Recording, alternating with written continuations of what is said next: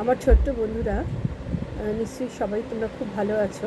আজ আমি আইএসসি স্টুডেন্টদের জন্যে ওদের সিলেবাসে রয়েছে মুকুট নাটকটি ডিসকাস করে শোনাবো তোমাদের। তোমরা মন দিয়ে শুনতে থাকো। মুকুট নাটকটি রবীন্দ্রনাথ ঠাকুরের লেখা। এখানে যে সমস্ত ক্যারেক্টার রয়েছে, নাট্য লিখিত ব্যক্তিগণদের আমি নাম বলে দিচ্ছি, পরিচয় করে দিচ্ছি। অমরমাণিক্য মহারাজ, চন্দ্রমাণিক্য যুবরাজ, ইন্দ্রকুমার মধ্যম রাজকুমার, রাজধর কনিষ্ঠ রাজকুমার, ধুরন্ধর মামাতো ভাই, আর ঈশা খাঁ সেনাপতি।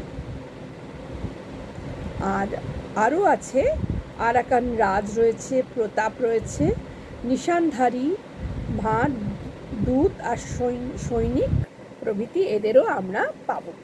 তাহলে তোমরা শুনতে থাকো। প্রথম অঙ্ক, প্রথম দৃশ্য সেটা হচ্ছে ত্রিপুরা সেনাপতি ঈশা খাঁর কক্ষ।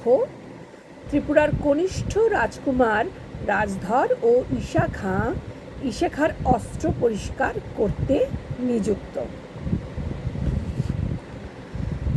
রাজধর: দেখো সেনাপতি, আমি বারবার বলেছি তুমি আমার নাম ধরে ডেকো না। ঈশা খাঁ: তবে কি ধরে ডাকবো? চুল ধরে না কান ধরে? রাজধর: আমি বলে রাখছি, আমার সম্মান যদি তুমি না রাখো, তোমার সম্মানও আমি রাখবো না। এখানে রাজধর হচ্ছে কনিষ্ঠ রাজকুমার আর ঈশা খাঁ হচ্ছে সেনাপতি। এদের দুজনের মধ্যে কথোপকথন হচ্ছে। রাজধর: তাই যদি ডাকতে চাও তাহলে ভবিষ্যতে আমার নাম ধরে ডেকো না। ঈশা খাঁ: বটে। রাজধর: হ্যাঁ। ঈশা খাঁ: হা হা হা হা, মহারাজা ধীরাজকে কি বলে ডাকতে হবে হুজুর? জানাব না জাহাপনা? রাজধর: আমি তোমার ছাত্র বটে, কিন্তু আমি রাজকুমার, সে কথা তুমি ভুলে যেও না। ঈশা খাঁ: সহজে ভুলিনি, তুমি যে রাজকুমার সে কথা মনে রাখা শক্ত করে তুলেছে। রাজধর: তুমি যে আমার ওস্তাদ সে কথাও মনে রাখতে দিলে না দেখছি। এ কথা বলল রাজধর। দ্বিতীয় রাজকুমার ইন্দ্রকুমারের প্রবেশ। তাহলে দ্বিতীয় রাজকুমারকে ইন্দ্রকুমার। এতক্ষণ আমরা ছোট রাজকুমার যে কনিষ্ঠ রাজকুমার রাজধর আর সেনাপতি ঈশা খাঁর দুজনের কথোপকথন শুনলাম। ঈশা খাঁর কাছেই এরা অস্ত্রবিদ্যা শিখেছে, তাই তাদের মধ্যে এই কথোপকথন হলো। ওই দৃশ্যের মধ্যেই দ্বিতীয় রাজকুমার প্রবেশ করল, ইন্দ্রকুমার। খাঁ সাহেব, ব্যাপারখানা কি? ঈশা খাঁ: শোনো তো বাবা, বড় তামাশার কথা। তোমাদের মধ্যে এই যে ব্যক্তিটি সকলের কনিষ্ঠ, একে জাহাপনা শাহেনশাহ বলে না ডাকলে ওর সম্মান থাকে না। ওর সম্মানের এত টানাটানি। ইন্দ্রকুমার: বলো কি, সত্যি নাকি? হা হা হা হা। সে কনিষ্ঠ বলে তাকে কেউ গুরুত্বই দিল না। রাজধর: চুপ করো দাদা। ইন্দ্রকুমার: তোমাকে কি বলে ডাকতে হবে? যাব না? হা হা হা হা। শাহেনশাহ। রাজধর: দাদা চুপ করো বলছি। ইন্দ্রকুমার: জানাব, চুপ করে থাকা বড় শক্ত, হাসিতে যে পেট ফেটে যায় হুজুর। রাজধর: তুমি অত্যন্ত নির্বোধ। ইন্দ্রকুমার: ঠান্ডা হও ভাই, ঠান্ডা হও। তোমার বুদ্ধি তোমারই থাক, তার প্রতি আমার কোনো লোভ নেই। ঈশা খাঁ: ওর বুদ্ধিটা সম্প্রতি বড়ই বেড়ে উঠেছে। ইন্দ্রকুমার: নাগাল পাওয়া যাচ্ছে না, মই লাগাতে হবে। অনুচর যুবরাজ চন্দ্রমাণিক্য ও মহারাজের অমরমাণিক্যের প্রবেশ। মহারাজকে এখানে অমর মাণিক্য। রাজধর, মহারাজের কাছে আমার নালিশ আছে। মহারাজ, কি হয়েছে? রাজধর, ঈশাখা পুনঃ নিঃশেষ সত্ত্বেও আমার অসম্মান করেন, এর বিচার করতে হবে। ঈশাখা, অসম্মান কেউ করে না, অসম্মান তুমি করাও। আরও তো রাজকুমার আছেন, তারাও মনে রাখেন আমি তাদের গুরু, আমিও মনে রাখি তারা আমার ছাত্র। সম্মান অসম্মানের কোনো কথাই ওঠে না মহারাজ। সেনাপতি সাহেব, কুমারদের এখন বয়স হয়েছে, এখন ওদের মান রক্ষা করে চলতে হবে বই কি। ঈশাখা, মহারাজ যখন আমার কাছে যুদ্ধ শিক্ষা করেছেন তখন মহারাজকে যেরকম সম্মান করেছি রাজকুমারদেরও তা অপেক্ষা কম করিনি। রাজধর, অন্য কুমারদের কথা বলতে চাই নে, কিন্তু। ঈশাখা, চুপ করো বৎস, আমি তোমার পিতার সঙ্গে কথা বলছি। মহারাজ মাপ করবেন, রাজবংশের এই কনিষ্ঠ পুত্রটি বড় হলে মুন্সির মতন কলম চালাতে পারবে, কিন্তু তলোয়ার এর হাতে শোভা পাবে না। যুবরাজ এবং ইন্দ্রকুমারকে দেখাইয়া চেয়ে দেখুন মহারাজ, এরাই তো রাজপুত্র, রাজগৃহে আলো করে আছেন। মহারাজ। রাজধর, খাঁ সাহেব কি বলছেন? তুমি অস্ত্র শিক্ষায় ওকে সন্তুষ্ট করতে পারোনি? রাজধর, যে সে আমার ভাগ্যের দোষ, অস্ত্র শিক্ষার দোষ নয়। মহারাজ নিজে আমাদের ধনুর্বিদ্যায় পরীক্ষায় গ্রহণ করুন, এই আমার প্রার্থনা। মহারাজ, আচ্ছা, উত্তম, কাল আমাদের অবসর আছে, কালই পরীক্ষা হবে। তোমাদের মধ্যে যে জিতবে তাকে আমার এই হিরে বাঁধানো তলোয়ার পুরস্কার দেব। ঈশাখা, সাবাস রাজধর, সাবাস, আজ তুমি ক্ষত্রিয় সন্তানের মতন কথা বলেছ। অস্ত্র পরীক্ষায় যদি তুমি হারো তাতেও তোমার গৌরব নষ্ট হবে না। হার জিত তো আল্লাহর ইচ্ছা, কিন্তু ক্ষত্রিয়ের মনে স্পর্ধা থাকা চাই।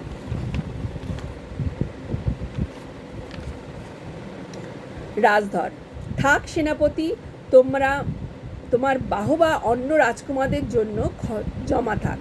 এতদিন তো তা না পেয়েও যদি চলে গিয়ে থাকো তবে আজও আমার কাজ নাই। যুবরাজ, রাগ করো না ভাই। রাজধর, সেনাপতি সাহেবের সরল ভৎসনা, ওর সাদা দাড়ির মতো সমস্তই কেবল ওর মুখ, কোনো একটি গুণ দেখলেই তৎক্ষণাৎ উনি সব ভুলে যান। অস্ত্র পরীক্ষায় যদি তোমার জিত হয় তাহলে দেখাবে। খাঁ সাহেব তোমাকে যেমন মনের সঙ্গে পুরস্কৃত করবেন এমন আর কেউ নয়। রাজধর, দাদা, আজ পূর্ণিমা আছে, আজ রাত্রে যখন গোমতী নদীতে বাঘে জল খেতে আসবে তখন শিকার করতে গেলে হয় না? যুবরাজ, বেশ কথা, তোমার যদি ইচ্ছে হয়ে থাকে তো যাওয়া যাবে। ইন্দ্রকুমার, কি আশ্চর্য, রাজধরের যে শিকারে প্রবৃত্তি হলো এমন তো কখনো দেখা যায়নি। ঈশাখা, ওর আবার শিকারে প্রবৃত্তি নেই, উনি সকলের চেয়ে বড় জীব শিকার করে বেড়ান। রাজসভার 2 পাওলা এমন একটি জীব নেই যিনি ওর কোনো না কোনো ফাঁদে আটকা পড়েছেন। যুবরাজ, সেনাপতি সাহেব, তোমার তলোয়ার যেমন তোমার জিহ্বাও তেমন, 2 খড়দার, যার উপর গিয়ে পড়ে তার একেবারে মর্মচ্ছেদ না করে ফেলে নাও। রাজধর, দাদা, তুমি আমার জন্য ভেবো না। খাঁ সাহেব জিহ্বায় যতই শান দিয়ে না থাকুক না কেন, আমার মর্ময় আঁচড় কাটতে পারবে না। ঈশাখা, তোমার মর্ম পায়ে কে বা, বড় শক্ত। ঈশাখা, যেমন হঠাৎ আজ রাত্রে তোমার শিকার যাবার শখ হলো, এর মর্ম ভালো বোঝা যাচ্ছে না। যুবরাজ, আহা ইন্দ্রকুমার, প্রত্যেক কথাই রাজধরকে আঘাত করাটা তোমার অভ্যাস হয়ে যাচ্ছে। রাজধর, সে আঘাতে বেদনা পাওয়া আমার অভ্যেস হয়ে গেছে।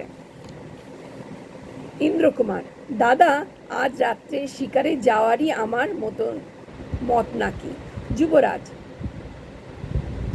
তোমার সঙ্গে ভাই শিকার করতে যাওয়াই বিড়ম্বনা। নিতান্ত নিরামিষ শিকার করতে হয়। তুমি বনে গিয়ে বড় বড় জন্তু মেরে আনো, আর আমরা কেবল লাউ, কুমড়ো, কচু, কাঁঠাল শিকার করে মরি। ইশাখা ইন্দ্রকুমারের পিঠে চাপড়াইয়া। যুবরাজ, ঠিক বলেছেন পুত্র। তোমার তীর সকলের আগে ছোটে এবং নির্ঘাত গিয়ে লাগে। তোমার সঙ্গে পেরে উঠবে কে? ইন্দ্রকুমার, না দাদা, আমার ইচ্ছে হয়েছে বলে কি যেতেই নেই? যুবরাজ, আচ্ছা চলো, আজ রাজধরের ইচ্ছে হয়েছে, ওকে নিরাশ করব না। ইন্দ্রকুমার, তাই বুঝি পুরনো হয়ে গেছে? যুবরাজ, আমার কথা অমন উল্টো বুঝলে বড় ব্যথা লাগে। ইন্দ্রকুমার, না দাদা, ঠাট্টা করছিল, চলো প্রস্তুত হই। ইশাখা ইন্দ্রকুমার বুকে 10টা বাণ সইতে পারে, কিন্তু দাদার সামান্য অনাদরটুকু সইতে পারে না। অনুচর ব্যতীত সকলের প্রস্থান। অনুচর ছাড়া সকলেই চলে গেল।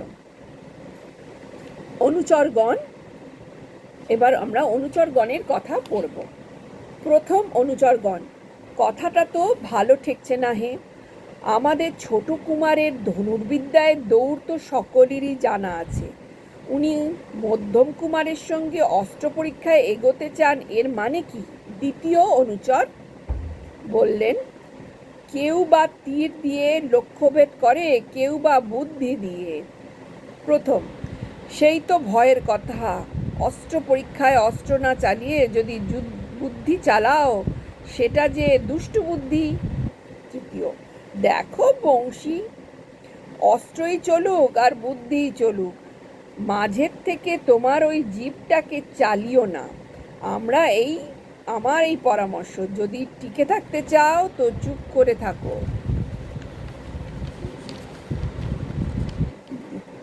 দ্বিতীয়, বনমালী ঠিক কথাই বলেছে। ওই ছোট কুমারের কথা উঠলেই তুমি যা যা মুখে তাই বলে ফেলো। রাজার ছেলে, কে ভালো কে মন্দ সে বিচারের ভার আমাদের উপর নেই। তবে কিনা আমাদের যুবরাজ বেঁচে থাকুন, আমাদের মধ্যম কুমার ভাই লক্ষণের মতো সর্বদা তার সঙ্গে সঙ্গে থাকে। তাকে রক্ষে করুন, ভগবানের কাছে এই প্রার্থনা করো। ছোট কুমারের কথা মুখে না আনাই ভালো। প্রথম, ইচ্ছে করে তো আর আনি না। আমাদের মধ্যম কুমারের সরল মানুষ, মনে তার ভয় ডরও নেই, পাক চক্রে নেই। সর্বদাই ভয় হয় ওই যার নামটা করছি নে, তিনি কখন তাকে বেফাঁসে ফেলেন। দ্বিতীয়, চল চল, ওই আসছেন। প্রথম, ওই যে সঙ্গে ওর মামাতো ভাই ধুরন্ধরটিও আছেন। শনির সঙ্গে মঙ্গল এসে জুটেছে। ধুরন্ধর মামাতো ভাই, রাজধরের সঙ্গে ওর খুব ভাব, তাই ওরা দুজনে একই সঙ্গে সর্বদা থাকে। রাজধর ও ধুরন্ধর। রাজধর, অসহ্য হয়েছে। ধুরন্ধর, কিন্তু সহ্য করতে তো কসুর নেই। ইন্দ্রকুমারের সঙ্গে তো প্রায় জন্মভিধি এই রকম চলছে, কিন্তু অসহ্য হয়েছে এমন তো লক্ষণ দেখিনি। রাজধর, লক্ষণ দেখিয়ে লাভ হবে কি? যখন দেখাবো একেবারে কাজে দেখাবো। একটা সুযোগ এসেছে, এইবার অস্ত্র পরীক্ষায় আমি লক্ষ্য ভেদ করব। ধুরন্ধর, ইন্দ্রকুমারের বক্ষে নাকি?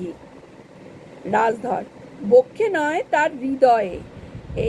এবারকার পরীক্ষায় আমি জিতব, ওর অহংকারটিকে বিধে এফোর ওফোর করব। ধুরন্ধর, অস্ত্র পরীক্ষায় ইন্দ্রকুমার জিতবে, এইটাকেই সুযোগ বলছো? রাজধর, সুযোগ কি তীরের মুখে থাকে? সুযোগ বুদ্ধির ডগায়। তোমাকে কিন্তু একটি কাজ করতে হবে। ধুরন্ধর, কাজ তো তোমার বরাবরই করে আসছি, ফল তো কিছুই পাইনি। রাজধর, ফল সবুরে পাওয়া যায়। কোনো রকম ফন্দিতে ইন্দ্রকুমার দাদার অস্ত্রশালায় ঢুকে তার তৃণের প্রথম খোপাটি থেকে তার নাম লেখা তীরটি তুলে নিয়ে আমার নাম লেখা তীরে বসিয়ে আসতে হবে। তার সঙ্গে আমার তীর বদল করতে হবে, ভাগ্যও বদল হবে। ধুরন্ধর: সবাই যেন বুঝলুম, কিন্তু সবই যেন বুঝলুম, কিন্তু আমার প্রাণটি, সেটি গেলে তো কারোর সঙ্গে বদল হবে না। কথা বলল ধুরন্ধর রাজধরকে। রাজধর: তোমার কোনো ভয় নেই, আমি আছি। ধুরন্ধর: তুমি তো বরাবরই আছো, কিন্তু ভয়ও আছে। সেই যখন ইন্দ্রকুমারের রূপোর পাত দেওয়া ধনুকটার উপরে তুমি লোভ করলে, আমি তো সেটি সংগ্রহ করে তোমার ঘরে এনে লুকিয়ে রেখেছিলাম। শেষকালে যখন ধরা পড়লে, ইন্দ্রকুমার ঘেন্না করে সেই ধনুকটা তোমাকে দান করলেন, কিন্তু আমার যে অপমানটা করলেন, সে আমার জীবন গেলেও যাবে না। তখন তো ভাই তুমি ছিলে, রক্ষা যত করেছিলে সে আমার মনে আছে। মানে তুমি যা রক্ষা করেছিলে সেটা আমার মনে আছে। এবার তোমার সময় এসেছে, সেই অপমানের শোধ দেবার জোগাড় করো। ধুরন্ধর: যখন কার সময় আসে সেটা যে পরিষ্কার বোঝা যায় না। সময় কখনকার আসে সেটা পরিষ্কার বোঝা যায় না। দুর্বল লোকের পক্ষে অপমান পরিপাক করবার শক্তিটাই ভালো। শোধ তোলবার শব্দটা তার পক্ষে নিরাপদ নয়। ওই যে ওরা সব আসছেন, আমি পালাই। তোমার সঙ্গে আমার একত্রে দেখলে ইন্দ্রকুমার যে কথাগুলো বলবেন, তাতে মধুর বর্ষণ করবেন না। আর ঈশা খাঁও যে তোমার চেয়ে আমার প্রতি বেশি ভালোবাসা প্রকাশ করবেন, এমন ভরসা আমার নেই। মুকুটের প্রথম অঙ্ক শেষ হলো। এবার প্রথম দৃশ্য শেষ হলো, এর সঙ্গে দ্বিতীয় দৃশ্য। ইন্দ্রকুমার অস্ত্রশালার দ্বারে। ইন্দ্রকুমার এখানে কে? মেজ ভাই, মেজ রাজপুত্র। ইন্দ্রকুমার: কি হে প্রতাপ, ব্যাপারখানা কি? আমাকে হঠাৎ অস্ত্রশালার দ্বারে যে ডাক পড়ল? প্রতাপ এখানে কে? প্রতাপ সেনাপতি। মধ্যম বৌরানীমা আপনাকে খবর দিতে বললেন যে আপনার অস্ত্রশালার মধ্যে একটি জ্যান্ত অস্ত্র ঢুকেছেন। তিনি বায়ু অস্ত্র না নাগপাশ, না কি সেটা সন্ধান পাওয়া উচিত। ইন্দ্রকুমার: বলো কি প্রতাপ, কলিযুগেও এমন ব্যাপার ঘটে নাকি? প্রতাপ: আগে কুমার, কলিযুগেই ঘটে, সত্যযুগে নয়। দরজাটা খুললেই সমস্ত বুঝতে পারবেন। ইন্দ্রকুমার: তাই তো বটে, পায়ের শব্দ শুনি যে। দ্বার খুলতেই রাজধর নিষ্ক্রমণ। এ কি রাজধর যে? হা হা হা হা, তোমাকে অস্ত্র বলে কেউ ভুল করেছিল নাকি? হা হা। রাজধরকে অস্ত্র বলে কেউ ভুল করেছিল কিনা, এটা ইন্দ্রকুমার তাকে বলল। ইন্দ্রকুমার সরল, তাই সে কথাটা তাকে ছল করে বলল, কিন্তু সে সবই বুঝতে পেরেছে কি জন্যে সে ঢুকেছে। রাজধর: মেজ বৌরানী তামাশা করে আমাকে এখানে বন্ধ করে রেখেছিল। ইন্দ্রকুমার: এই ঘরটা তো সহজ তামাশার ঘর নয়, এখানকার তামাশা যে ভয়ঙ্কর ধারালো তামাশা। এখানে তোমার আগমন হলো যে? তোমার এখানে আগমন কেন হলো, এ কথা জিজ্ঞেস করল ইন্দ্রকুমার। রাজধর: আজ রাত্রে শিকারে যাব বলে অস্ত্র খুঁজতে গিয়ে দেখলুম আমার কাছে অস্ত্রগুলোতে সব মরচে পড়ে গেছে। কালকের অস্ত্র পরীক্ষার জন্যে সেগুলিকে সমস্ত সাফ করতে দিয়ে এসেছি। তাই বৌরানীর কাছে এসেছিলাম তোমার কিছু অস্ত্র ধার নেব বলে। ইন্দ্রকুমার: তাই বুঝি? সমস্ত অস্ত্রশালা শুদ্ধই তোমার ধার দিয়ে বসে আছেন। হা হা হা হা, বেরিয়ে এলে কেন? যাও ঢুকে পড়ো, ধারের মেয়াদ ফুরিয়ে গেছে নাকি? হা হা। এই বলে হাসতে হাসতে বেরিয়ে গেলে। রাজধর: হাসো হাসো, এই তামাশার আমিও হাসবো, কিন্তু এখন নয়, চললুম দাদা, আজ আর শিকারে যাচ্ছি নে। প্রতাপ: ছোট রাজকুমারকে নিয়ে আপনাদের এ সমস্ত ঠাট্টা আমার ভালো বোধ হয় না। ইন্দ্রকুমার: ঠাট্টা নিয়ে ভয় কিসের? তুমিও ঠাট্টা করুন না। প্রতাপ, ওর ঠাট্টা বড় সহজ হবে না। তৃতীয় দৃশ্য, পরীক্ষা ভূমি। সব রাজকুমাররা তাদের অস্ত্র বিদ্যার পরীক্ষা জন্যে প্রস্তুত। রাজা রাজকুমারগণ ঈশা খাঁ নিশানধারী ও ভাত। ইন্দ্রকুমার, দাদা আজ তোমাকে জিততেই হবে, নইলে চলবে না। যুবরাজ, চলবে না তো কি, আমার তীরই লক্ষ্যভ্রষ্ট হলেও জগৎ সংসারে যেমন চলছিল ঠিক তেমনি চলবে, আর যদি বা নাই চলতো তবু আমার জেতবার কোনো সম্ভাবনা দেখছি না। ইন্দ্রকুমার, দাদা তুমি যদি হারো তবে আমি ইচ্ছাপূর্বক লক্ষ্যভ্রষ্ট হব। যুবরাজ, না ভাই, ছেলে মানুষই করো না, ওস্তাদের নাম রাখতে হবে। ঈশা খাঁ, যুবরাজ সময় হয়েছে, ধনুক গ্রহণ করো, মনোযোগ করো, দেখো হাত ঠিক থাকে যেন। যুবরাজের তীর নিক্ষেপ। ঈশা খাঁ, যা ফসকে গেল। যুবরাজ, মনোযোগ করেছিলাম খাঁ সাহেব, তীর যোগ করতেই পারলুম না।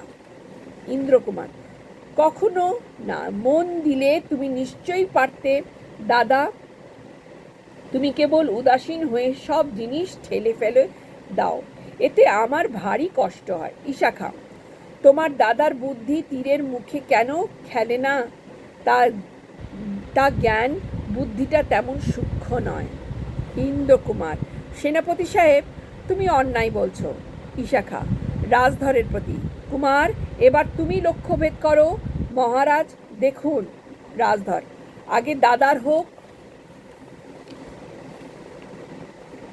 ঈশা খাঁ, এখন উত্তর করবার সময় নয়, আমার আদেশ পালন করো। রাজধরের তীর নিক্ষেপ। ঈশা খাঁ, যাক, তোমার তীরও তোমার দাদারই তীরের অনুসরণ করেছে, লক্ষ্যের দিকে লক্ষ্য করেনি। যুবরাজ, ভাই তোমার বাণ অনেকটা নিকট দিয়েই গেছে, আর একটু হলেই লক্ষ্যবিদ্ধ করতে পারত। রাজধর, লক্ষ্যবিদ্ধ তো হয়েছে, দূর থেকে তোমরা স্পষ্ট দেখতে পাচ্ছ না, ওই যে বিদ্ধ হয়েছে। যুবরাজ, না রাজধর, তোমার দৃষ্টির ভ্রম হয়েছে, লক্ষ্যবিদ্ধ হয়নি। রাজধর, আমার ধনুর্বিদ্যার প্রতি তোমাদের বিশ্বাস নেই বলেই তোমরা দেখেও দেখতে পাচ্ছ না। আচ্ছা, কাছে গেলেই প্রমাণ হবে। ইন্দ্রকুমার ধনুগ্রহণ। যুবরাজ ইন্দ্রকুমারের প্রতি, ভাই আমি অক্ষম, সেই জন্য আমার উপর তোমার রাগ করা উচিত নয়। তুমি যদি লক্ষ্যভ্রষ্ট হও তাহলে তোমার ভ্রষ্ট লক্ষ্য তীর আমার হৃদয়ে বিবর্ণ করবে, এবং এই তুমি নিশ্চয়ই জানো। ইন্দ্রকুমার তীর নিক্ষেপ। নেপথ্যে জনতা, জয় কুমার ইন্দ্রকুমারের জয়, বাদ্য বাজিয়ে উঠল। যুবরাজ ইন্দ্রকুমারকে আলিঙ্গন করলেন। ঈশা খাঁ, পুত্র, আল্লাহর কৃপায় তুমি দীর্ঘজীবী হয়ে থাকো। মহারাজ মধ্যম কুমার পুরস্কার পাত্র, সেরূপ প্রতিশ্রুতি আছে, তা পালন করুন। রাজধর, না মহারাজ, পুরস্কার আমারই প্রাপ্য, আমারই তীর লক্ষ্যভেদ করেছে। মহারাজ, কখনোই না। রাজধর, সেনাপতি সাহেব পরীক্ষা করে আসুন কার তীর লক্ষ্যবিদ্ধ হয়েছে। ঈশা খাঁ, আচ্ছা আমি দেখে আসি। তীর হাতে লইয়া ঈশা খাঁ পুনঃপ্রবেশ। ঈশা খাঁ ইন্দ্রকুমারের প্রতি, বাবা আমি বুড়ো মানুষ, চোখে তো বুড়ির দেখছি নে, এই তীরের ফলায় যেন রাজধরের নাম লেখা আছে। ইন্দ্রকুমার, হ্যাঁ রাজধরেরই নাম। মহারাজ, দেখি তাই তো, একসঙ্গে আমাদের সকলেরই ভুল হলো। রাজধর, আজ নয় মহারাজ, আমার প্রতি বরাবরই ভুল হয়ে আসছে। ঈশা খাঁ, কিন্তু বোঝা যাচ্ছে না। ইন্দ্রকুমার, আমি বুঝেছি। রাজধর, মহারাজ আজ বিচার করুন। ইন্দ্রকুমার জনান্তিকে, বিচার? তুমি বিচার চাও? তাহলে যে মুখে চুনকারি পড়বে, বংশের লজ্জা প্রকাশ করব না। অন্তর্যামী তোমার বিচার করবেন। ঈশা খাঁ, কি হয়েছে বাবা? এর মধ্যে একটা রহস্য আছে। শিলা কখনো জলে ভাসে না, বনের কখনো সঙ্গীত গায় না, বানরেরা কখনো সঙ্গীত গায় না। ইন্দ্রকুমার, ঠিক কথা বলো, বলো তো কি হয়েছে? তৃণ বদল হয়ে গেল কি করে? রাজধর, কখনোই না, পরীক্ষা করে দেখো বিশাখা। তাই তো দেখছি, তৃণ তো ঠিকই আছে। আচ্ছা বাবা ইন্দ্রকুমার, সত্য করে বলো, এর মধ্যে তোমার অন্তরশালায় কেউ কি প্রবেশ করেছিল? তোমার অস্ত্রশালার মধ্যে কেউ কি প্রবেশ করেছিল? ইন্দ্রকুমার, সে কথার প্রয়োজন নেই খাঁ সাহেব। ইশাখা, ঠিক করে বলো বাবা, তুমি নিশ্চয়ই জানো কেউ তোমার অস্ত্রশালায় গিয়ে তোমার সঙ্গে তীর বদল করেছে। ইন্দ্রকুমার, চুপ করে খাঁ সাহেব, ও কথা থাক।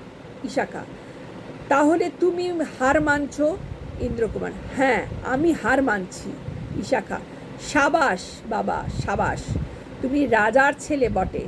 মহারাজ, কোথাও একটা কিছু অন্যায় হয়ে গেছে, সে কথাটা প্রকাশ হচ্ছে না। আর একবার পরীক্ষা না হলে ঠিকমতো মীমাংসা হতে পারবে না।